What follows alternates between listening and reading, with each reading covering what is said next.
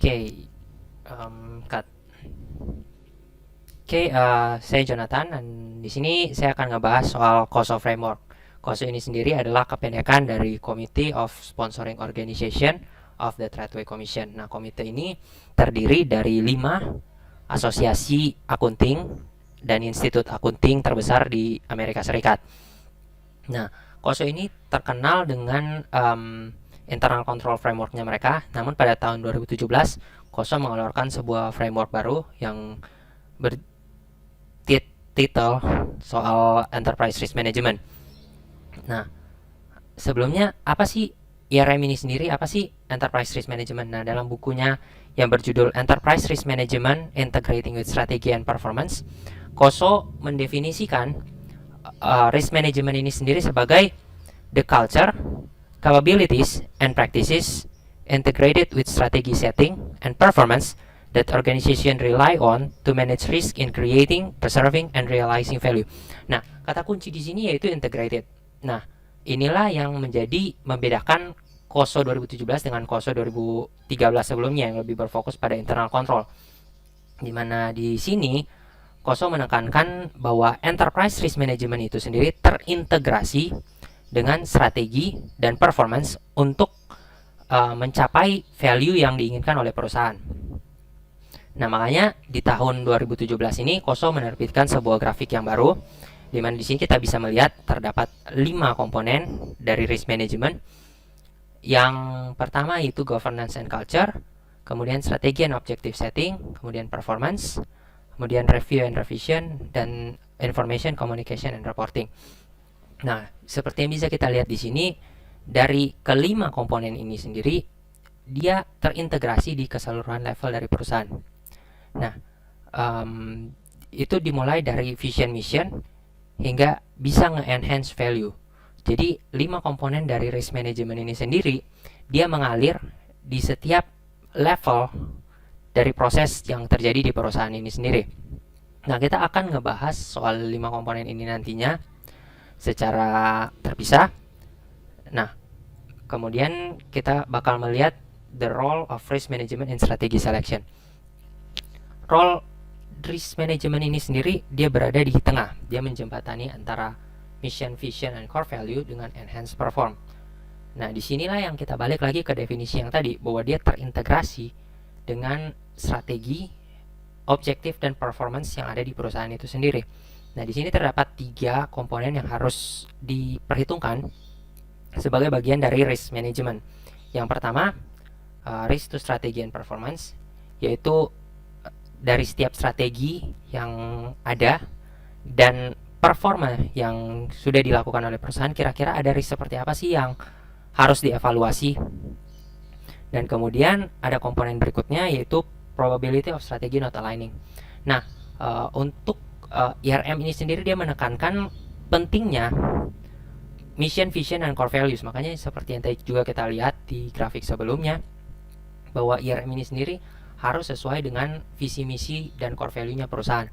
Sebisa mungkin dan seharusnya strategi yang nantinya bakal diambil oleh perusahaan itu harus sesuai dengan visi misinya mereka. Strategi itu sendiri tidak boleh tidak sesuai, karena nantinya dia bisa untuk menurunkan nilai dari perusahaan, atau bahkan dia bisa ngebuat perusahaan untuk nggak mencapai dari visi misi mereka yang awalnya.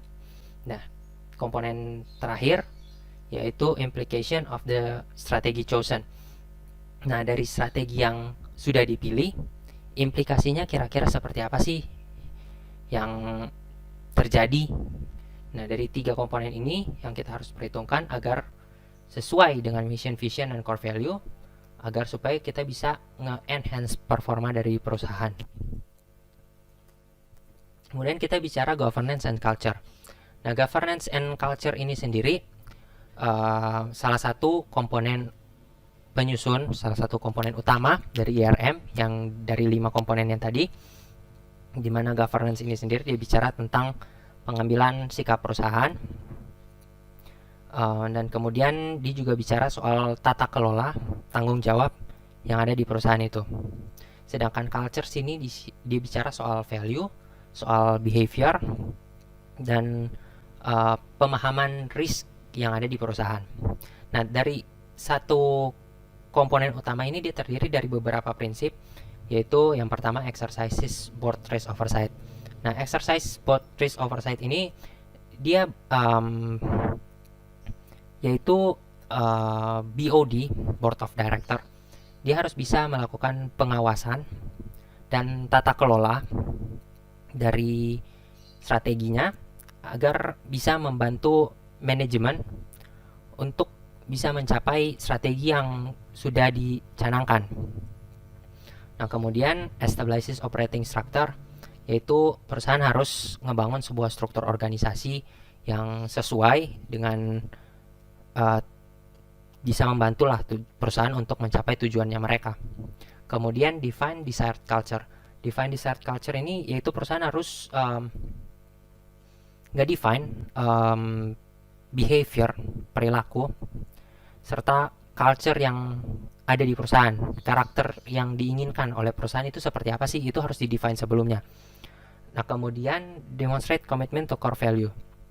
Nah, perusahaan juga harus bisa menunjukkan komitmen untuk pelaksanaan core value-nya mereka, agar supaya core value-nya ini sendiri tidak hanya sekedar menjadi slogan. Nah, di banyak perusahaan biasanya mereka memiliki untuk komite etik.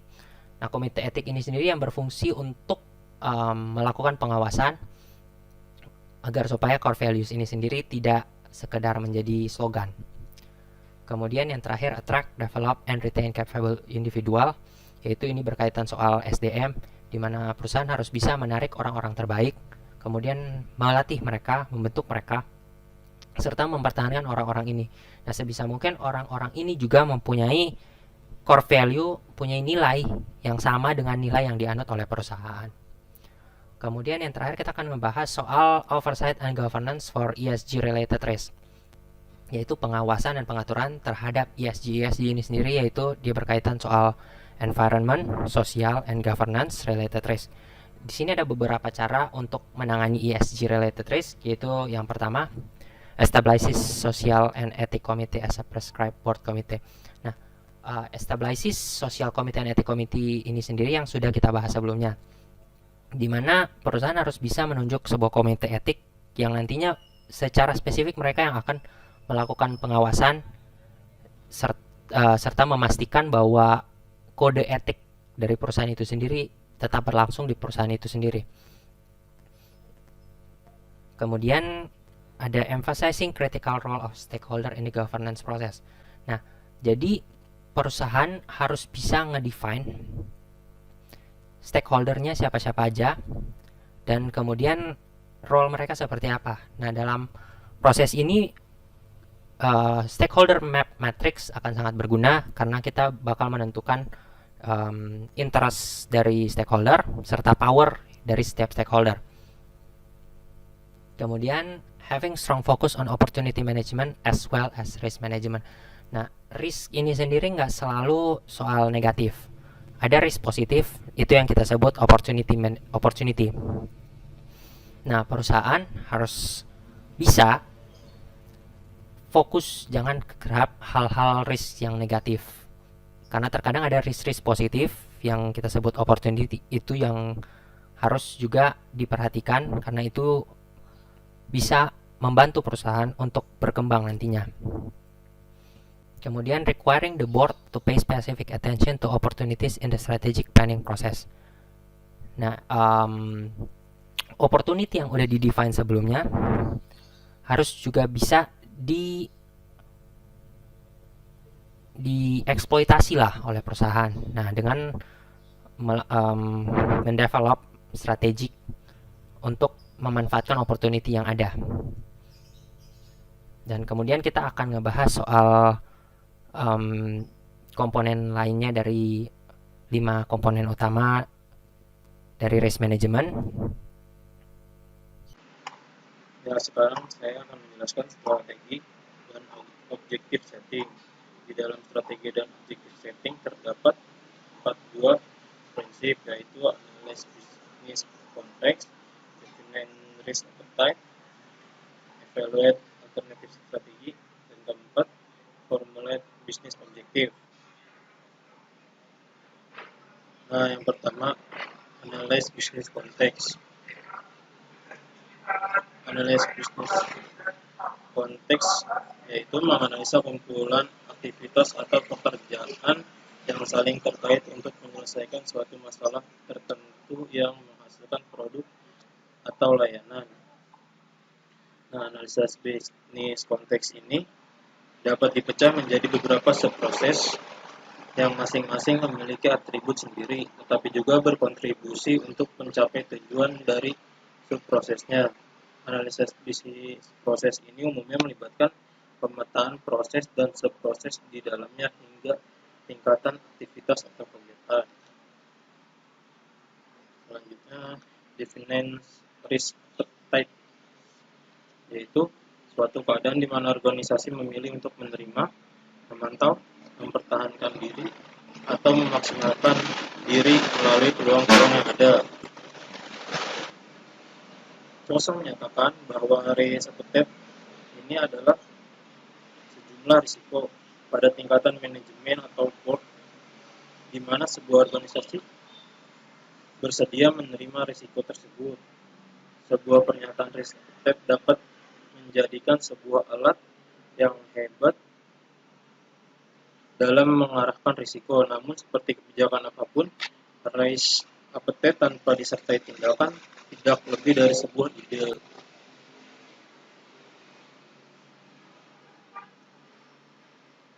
Nah, yang ketiga, evaluasi alternatif strategi merupakan tahapan final dari manajemen strategi.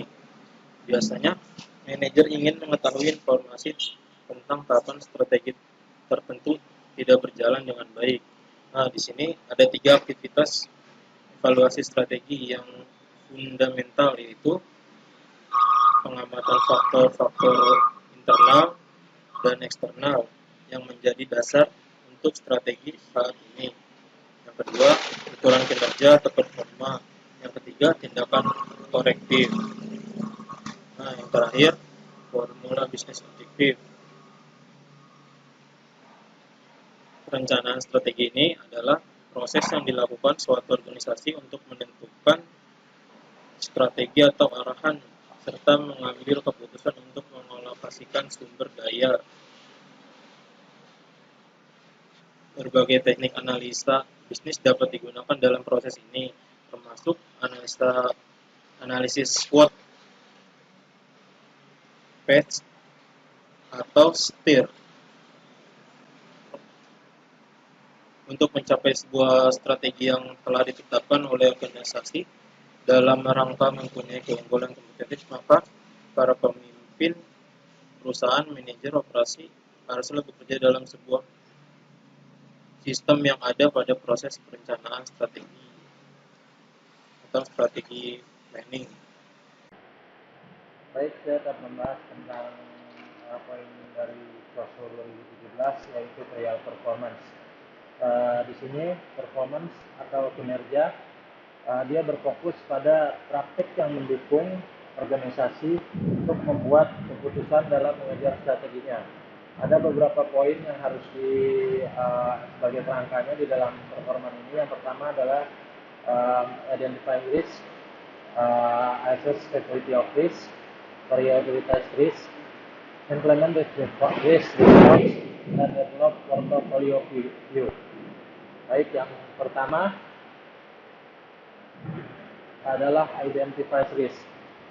Di sini organisasi mengidentifikasikan risiko yang berdampak pada strategi dan tujuan bisnis. Cara yang pertama adalah dengan periksa inventory risiko yang menentukan risiko, misalnya lingkungan sosial dan tata kelola, mana yang terkait dengan ESG yang telah atau belum teridentifikasikan. Libatkan pemilik risiko dan praktisi dalam proses identifikasi risiko untuk meningkatkan keahlian subjek materinya. Yang kedua adalah mengadakan pertemuan dengan manajemen risiko dan praktisi berkelanjutan untuk memahami risiko-risiko tersebut. Identifikasi risiko terkait ESG yang dapat mempengaruhi rencana strategis dan organisasi dan operasional organisasi. Yang ketiga adalah tetapkan dampak risiko terkait ESG pada organisasi dengan tepat. Gunakan analisa akar permasalahan untuk memahami faktor pendukung risiko. Yang keempat, gunakan analisa akar permasalahan untuk memahami faktor pendorong risiko. Nah, yang berikutnya adalah assessment of risk atau ketahanan risiko. Di sini, di bagian ini organisasi menilai tingkat keparahan risiko. Nah, biasanya dengan cara satu, memahami output penilaian risiko yang diperlukan. Misalnya, dampak dalam strategi dan tujuan bisnis. Yang kedua adalah memahami kriteria entitas untuk memprioritaskan risiko. Kriteria entitas tadi sudah disebutkan di poin yang pertama tadi. Tiga, memahami metrik yang digunakan oleh entitas untuk menyatakan risiko. Misalnya, kuantitatif atau kualitatif. Pilih pendekatan penilaian yang tepat untuk mengukur tingkat risiko. Yang berikutnya, prioritize risk. Di sini kita memprioritaskan risiko-risikonya. Di sini organisasi memprioritaskan risiko berdasarkan pada respon dari risiko tersebut. Ada beberapa cara, yang pertama misalnya memilih dan mendokumentasikan data, parameter dan asumsi untuk memprioritaskan risiko terkait ESG tadi, mengidentifikasi dan menantang organisasi terhadap masalah tersebut. Berikutnya adalah pilih dan dokumentasi data, parameter dan asumsi tadi. 3. Manfaatkan keahlian subjek untuk memprioritaskan risiko terkait ESG tadi. 4. Identifikasi dan tantang organisasi terhadap isu-isu yang tadi sudah didokumentasikan. Berikutnya adalah implement risk response, pelaksanaan respon risiko. Di sini organisasi setelah tadi dia mengidentifikasi dan memilih, di sini dia memilih respon-respon dari risiko-risiko tadi. Misalnya, pilih risiko yang tepat berdasarkan pada faktor spesifik entitas. Misalnya, biaya dan manfaat dari risiko tersebut. Terapkan respon risiko untuk mengelola risiko entitas tadi. Jadi setelah tadi di entitas itu ditentukan risiko-risikonya, dibentuklah ini, dipilih respon-respon risiko dari entitas tersebut. 3. Mengevaluasi respon risiko pada tingkat entitas untuk memahami dampak keseluruhan terhadap profil risiko entitas. Setelah dilakukan implementasi tadi, dilakukan evaluasi bagaimana penanganan risiko tadi untuk membahas dampak dari respon tersebut. Berikutnya adalah develop portfolio view. Jadi setelah organisasi melakukan penentuan tingkat risiko, implementasi, di sini dibuat sebuah portfolio untuk mencatat risiko dan respon tadi. Misalnya adalah apa kontribusi terkait risiko ESG terhadap perusahaan tadi, perusahaan yang memaparkan risiko-risiko tadi.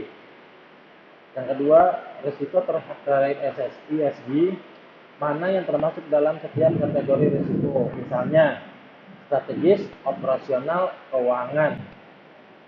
Terus di mana dampaknya terjadi? Misalnya ada unit bisnis dan di tiap geografi tersebut, misalnya dari cabang ini ada di beda pulau, seperti itu. Dari risiko-risiko ini, mana yang bersifat sistematik dan mana yang unik untuk area operasi. Nah, berikutnya apa yang perlu diketahui untuk mengelola risiko ini dengan lebih baik.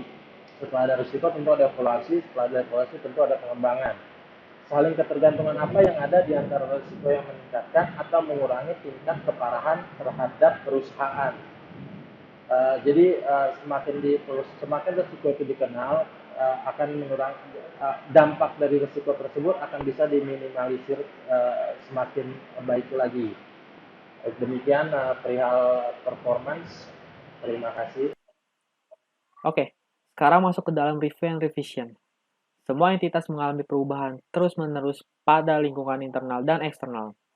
Dari perubahan ini, risiko baru dapat muncul, data baru atau alat penilaian mungkin muncul, atau respon risiko mungkin ternyata tidak efektif dalam menangani risiko atau peluang yang diidentifikasi. Dengan menetapkan indikator untuk meninjau kegiatan ini, entitas dapat mengenali perubahan ini sebelum risiko mengarah ke dampak negatif pada strategi atau tujuan bisnis dan merevisinya. Dan berikut ini berkaitan dengan komponen review and revision dalam framework COSL untuk meninjau dan merevisi risiko dengan 3 prinsip, yaitu 1. Assess substantial change. 2. Review risk and performance. 3. Pursue improvement in enterprise risk and management. Next, masuk ke assess substantial change atau menilai perubahan substansial. Dibandingkan dengan risiko tradisional, risiko terkait ESG dapat berubah atau berevolusi dengan cepat karena demografi yang berubah. Data ilmiah yang muncul, teknologi baru, dan inovasi meningkatnya kesadaran pemangku, kepentingan dan akses yang lebih besar ke informasi dan media sosial. Karena kekuatan dinamis ini, organisasi harus terus memantau untuk perubahan substansial dalam lingkungan internal atau eksternal untuk menentukan apakah perubahan ini memicu perubahan dalam profil risiko entitas dan memerlukan respon atau keputusan dari manajemen. Di tabel 1, menunjukkan contoh-contoh perubahan internal dan eksternal yang dapat memengaruhi risiko terkait ESG. Untuk mengelola risiko terkait ESG, memantau pergeseran eksternal dalam lanskap peraturan sangat penting. Misalnya, dalam beberapa tahun terakhir, perusahaan-perusahaan global besar telah memantau dengan ketat upaya-upaya legislatif dan penegakan hukum yang difokuskan pada menghapuskan tenaga kerja paksa dari rantai pasokan produk dunia atau perubahan regulasi dalam privasi data yang mengarah ke Peraturan Perlindungan Data Umum atau disingkat GDPR Uni Eropa. Demikian pula, diskusi dengan pemangku kepentingan eksternal seperti regulator, pelanggan, investor, atau rekan sejawat dapat mengungkapkan tren pergeseran dan praktik industri, seperti perubahan demografi dan preferensi pelanggan. Next, masuk ke review risk and performance, atau meninjau risiko dan kinerja. Ketika perubahan signifikan dalam lingkungan internal dan eksternal diidentifikasi, atau jika kinerja entitas melacak di luar tingkat variasi yang dapat diterima, manajemen mungkin perlu meninjau atau merevisi proses dalam kemampuan ERM. Beberapa contoh aspek ERM yang mungkin perlu ditinjau disertai di bawah ini. 1. Review governance and culture, atau tinjau tata kelola dan budaya. Risiko terkait ESG dapat menyebabkan suatu entitas mempertimbangkan tingkat kesadaran ESG terhadap dewan atau struktur manajemen dan jika sesuai memperkenalkan perubahan pada struktur atau proses tata kelola. Suatu entitas dapat mempertimbangkan untuk membentuk komite dewan untuk fokus dalam risiko dan masalah terkait ESG atau menambah anggota dewan baru dengan pengetahuan spesifik terkait ESG. Selanjutnya, review risk strategi or business objective atau tinjau strategis atau sasaran bisnis. Jika kinerja entitas menghasilkan penyimpangan substansial dari profil risiko yang diharapkan, organisasi dapat memiliki jika kinerja entitas menghasilkan penyimpangan substansial dari profil risiko yang diharapkan, organisasi dapat memilih untuk merevisi strateginya atau mengubah atau meninggalkan tujuan bisnis.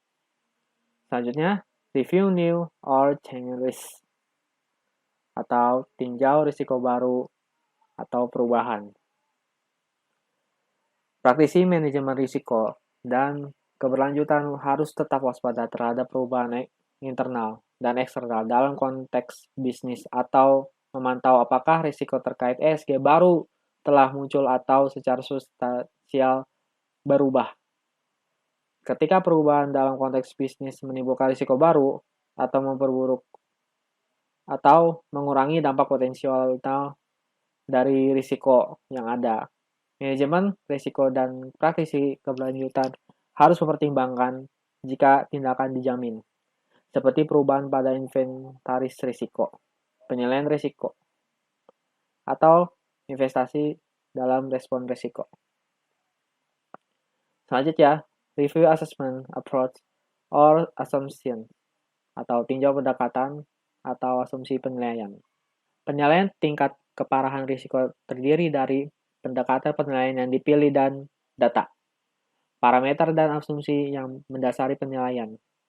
Ketika pendekatan baru atau data menjadi tersedia, manajemen risiko dan keberlanjutan praktisi harus mempertimbangkan apakah pendekatan penilaian yang dipilih masih yang paling tepat. Selanjutnya, review effectiveness of risk response atau tinjau efektivitas tanggapan risiko. Tinjauan manajemen risiko memberi tanggapan untuk memahami seberapa efektif mereka menangani risiko terkait ESG. Termasuk apakah respon membawa risiko untuk dalam tingkat yang dapat diterima kinerja. Organisasi dapat memilih indikator untuk memantau kinerja risiko untuk risiko terkait ESG dan menetapkan ambang batas sebagai peringatan ketika toleransi risiko dilampaui dan pengambilan keputusan tambahan diperlukan. Selanjutnya, review change to communication and reporting atau tinjau perubahan komunikasi dan pelaporan. Meningkatnya fokus investor pada informasi terkait ESG, perubahan persyaratan, peraturan, dan peningkatan penggunaan kerangka kerja sukarela telah menyebabkan perubahan dalam pelaporan dan pengungkapan. Organisasi mungkin ingin memantau kecukupan dan relevansi informasi risiko terkait ESG yang mereka kumpulkan dan laporkan menggunakan pendekatan seperti 1. Melacak persyaratan pelaporan terkait ESG secara global. 2. Memantau standar pelaporan terkait ESG baru. 3. Benchmarking komunikasi, organisasi, dan pendekatan pelaporan terhadap rekan atau organisasi terkemuka, dan lain-lain. Selanjutnya, timing of review activities atau waktu kegiatan ulasan. Waktu kegiatan peninjauan bervariasi menurut suatu entitas. Sementara manajemen sering menilai setiap risiko secara tahunan, perubahan signifikan mungkin memerlukan tindakan sementara.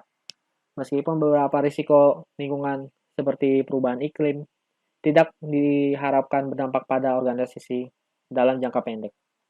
Tinjauan yang sering terhadap dampak fisik dan transisi yang diantisipasi serta asumsi dan skenario diperlukan, karena ini tidak selalu dapat diprediksi. Dan yang terakhir, roles and responsibilities for review activities atau peran dan tanggung jawab untuk kegiatan ulasan. Pemilik risiko biasanya bertanggung jawab untuk meninjau respon risiko, pengembangan indikator untuk meninjau risiko, dan melacak kinerja. Praktisi keberlanjutan dapat mendukung ini dengan pengetahuan mereka tentang masalah ESG. Indikator aktivitas atau hasil dapat digunakan untuk memantau risiko dan mengidentifikasi kapan revisi diperlukan. Indikator aktivitas memungkinkan organisasi untuk menilai efektivitas implementasi, seperti jumlah acara pelatihan yang dilakukan. Sementara indikator hasil fokus pada kinerja dan paparan risiko secara keseluruhan, seperti kinerja hak asasi manusia dari pemasok. Di tabel 2 memperkenalkan indikator aktivitas dan hasil dan dari menunjukkan bagaimana indikator tersebut dapat digunakan untuk memantau program rantai pasokan entitas. Entitas aktivitas. Indikator aktivitas dan hasil dapat digunakan untuk memantau tren dari waktu ke waktu. Lihat figur 1 untuk contoh tren-tren aktivitas, persentase audit pemasok, dan hasil dari tingkat cedera waktu hilang. Indikator-indikator ini dapat digunakan untuk berkomunikasi dengan pemangku kepentingan internal dan eksternal bagaimana suatu organisasi merespons risiko tertentu dan efektivitas respons risiko tersebut. Respons risiko yang dipilih juga dapat menyebabkan konsekuensi yang tidak diinginkan dengan memperkenalkan risiko baru atau konsekuensi risiko yang belum pernah dipertimbangkan sebelumnya. Misalnya, perubahan minuman dapat mengurangi risiko kelangkaan air. Dengan beralih dari botol kaca yang dapat digunakan kembali ke botol plastik sekali pakai yang mengurangi penggunaan air dalam produksi, yang diperlukan untuk membersihkan awal botol kaca dan mengurangi ketergantungan pada sumber daya air yang langka. Namun, ini dapat menyebabkan risiko tambahan yang tidak sengaja untuk entitas karena peningkatan fokus pada limbah plastik dari pelanggan. Dan komponen terakhir adalah pursuit improvement in enterprise risk management. Entitas yang telah secara efektif mengintegrasikan manajemen risiko terkait ESG ke dalam proses ERM dapat terus menjadi lebih efisien. Rangka kerja ERM, COSO, menawarkan peluang untuk meninjau kembali dan meningkatkan efisiensi dalam ERM, dimulai dengan keseluruhan proses dan struktur yang mengalir ke kegiatan ERM lainnya. Beberapa area yang memberikan peluang untuk meninjau kembali efisiensi pengelolaan risiko terkait ESG mungkin termasuk teknologi baru, platform perangkat lunak terkait ESG dapat menawarkan peluang untuk menyusun data berkualitas lebih tinggi, misalnya air, limbah, emisi gas rumah kaca, dan insiden keselamatan dalam sistem terpusat. Data yang dipantau melalui satelit, misalnya pola deforestasi, atau platform media sosial, misalnya pengalihan preferensi atau kampanye pelanggan, pemogokan serikat pekerja, dapat digunakan untuk memberikan informasi real-time tentang kinerja risiko kepada organisasi. Selanjutnya, perubahan organisasi. Organisasi yang memperluas operasi ke pasar yang sedang berkembang mungkin berharap untuk menghadapi lebih banyak risiko terkait ESG, misalnya hak asasi manusia di masa depan, dan karenanya dapat menunjukkan seorang ahli material ke dewan eksekutif atau tim manajemen, merge, atau akuisisi dapat menghasilkan fasilitas baru yang tidak segera memenuhi standar atau harapan organisasi. Selanjutnya, risiko selera. Meninjau kinerja memberikan kejelasan tentang faktor-faktor yang mempengaruhi selera risiko entitas. Ini juga memberi manajemen kesempatan untuk memperbaiki selera risiko. Misalnya, manajemen risiko dan praktisi keberlanjutan dapat menerapkan kebijakan deforestasi publik untuk sumber minyak kelapa sawit. Begitu manajemen merasa nyaman bahwa organisasi dapat mematuhi komitmen untuk satu komoditas, organisasi dapat memperluas kebijakan untuk mencakup daging sapi, bubur kertas, dan kertas, dan kedelai. Selanjutnya, perbandingan rekan. Meninjau rekan industri dapat membantu organisasi menentukan apakah ia beroperasi di luar batas kinerja industri. Sebagai contoh, sebuah perusahaan makanan dan minuman global menemukan selama peer review. Bahkan beberapa pesaing telah menetapkan strategi dan target untuk mengurangi input gula di seluruh portofolio produk untuk memenuhi segmen pelanggan yang tumbuh cepat. Akibatnya, perusahaan meninjau dan merevisi strateginya untuk meningkatkan daya saing dan karenanya kinerja di segmen pelanggan ini. Dan yang terakhir, kekurangan sejarah. Organisasi yang gagal mengidentifikasi atau mengelola risiko terkait ESG di masa lalu dapat melakukan latihan pembelajaran untuk memahami bagaimana ESG dapat diintegrasikan dengan lebih baik di seluruh proses ERM. Itu saja penjelasan dari saya. Terima kasih. Di sini saya akan menjelaskan TOSO 2017. Saya kebagian untuk Information, Communication, and Reporting. Nah, IRM, Enterprise Risk Management, membutuhkan komunikasi internal dan eksternal untuk mendapatkan dan berbagi informasi yang mempengaruhi risk appetite and strategi. Sistem informasi dapat memungkinkan komunikasi antar departemen yang lebih baik. Nah, data risiko harus dibagikan dengan pemangku kepentingan internal dan eksternal. Dewan direksi perlu meninjau berbagai laporan yang mencakup risiko, budaya, dan kinerja.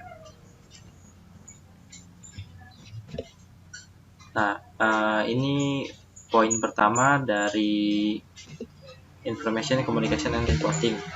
Di sini ada 4 poin. Yang pertama, Leverage Information System. Sistem informasi yang terdiri dari orang-orang, data, dan teknologi menyediakan data dan informasi yang dibutuhkan lembaga untuk mendukung IRM, Enterprise Risk Management. TOSO menegaskan tidak ada sistem satu ukuran untuk semua, namun pilihan teknologi atau alat yang mendukung sistem informasi, entitas, dan desain sistem tersebut dapat menjadi sangat penting untuk melaksanakan strategi dan mencapai tujuan bisnis. Nah, untuk faktor-faktor yang mempengaruhi pemilihan dan implementasi termasuk tujuan entitas, kebutuhan pasar, persyaratan kompetitif, dan biaya serta manfaat yang terkait. Untuk poin kedua, communicate risk information. Nah, di sini lembaga melaporkan risiko di berbagai tingkatan dan di seluruh perusahaan. Organisasi menggunakan saluran maksudnya channel yang berbeda untuk komunikasi data dan informasi risiko kepada pemangku kepentingan internal dan eksternal. Channel ini memungkinkan manajemen dengan pengawasan dari dewan untuk membuat keputusan yang lebih tepat, maksudnya untuk memajukan strategi dan mencapai tujuan bisnis yang telah ditetapkan. Habis itu ada poin ketiga, report on risk, culture, and performance. Nah, pelaporan risiko mencakup informasi yang diperlakukan untuk mendukung atau meningkatkan pengambilan keputusan dan memungkinkan dewan direksi dan pihak lain untuk memenuhi tanggung jawab pengawasan risiko mereka. Di sini ada banyak jenis laporan risiko, budaya, dan kinerja. Nah, laporan-laporan ini menggabungkan informasi risiko kuantitatif dan kualitatif dengan berbagai presentasi, mulai dari yang cukup sederhana hingga yang lebih kompleks, tergantung pada ukuran ruang lingkup skala kompetitif organisasi tersebut. Each information dapat fokus pada area segmen tertentu atau pada jenis risiko tertentu atau kelompok risiko terkait. Pelaporan risiko disesuaikan dengan tingkat yang berbeda. Maksudnya dalam organisasi dan mendukung proses pengambilan keputusan. Namun, manajemen juga harus melakukan penilaian ketika menggunakan data dan informasi yang dilaporkan dan membuat kunci keputusan. Yang kelima, use relevant information. Rosso mendefinisikan relevant information sebagai informasi yang memfasilitasi pengambilan keputusan bisnis yang terinformasi. Semakin banyak informasi berkontribusi yang terkontribusi pada peningkatan ketangkasan proaktif yang lebih besar dan antisipasi yang lebih baik, semakin relevan dan semakin besar memungkinkan organisasi akan berhasil menjalankan strateginya. Terus membantu mencapai tujuan bisnisnya. Terus habis itu membangun keunggulan kompetitif yang berkelanjutan. Nah, ini slide terakhir dari saya untuk bagian information, communication, and reporting. Cukup sekian dari saya. Terima kasih.